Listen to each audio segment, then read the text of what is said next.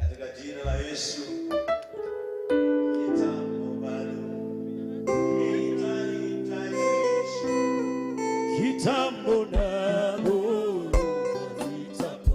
Ukiwa na sound engineer, unaona hakuna kitu anakusaidia, hakuna kitu anakusaidia kabisa. Lakini wacha aondoke. Hiyo ndio time una realize, haya. Kumbe alikuwa anafanya kazi.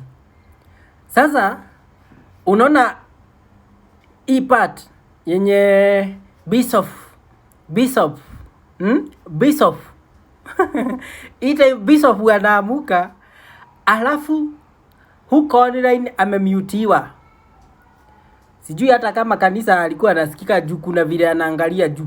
Sound engineering ni standalone. Mukiondoa budget ya sound engineer, sasa masaibu ndio hiyo. Alafu kitu ingine, anytime una work kwa sector ya sound, anything can happen. And that's why sound ama trained sound engineers wanakuanga, kwa sababu they have a capacity ya kufanya kitu inaitwa troubleshooting, quick troubleshooting whenever kumetokea shida.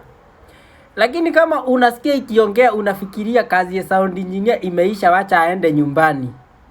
Nakwambia utahangaika, utachoka, na sound haitawahi kuwa mzuri. Sasa wacha nikuambie feedback.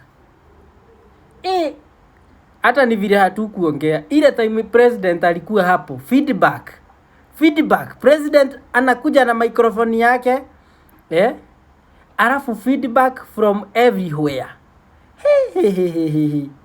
Alafu mkashindwa kuintegrate microphone ya presidential press unit na system yenu.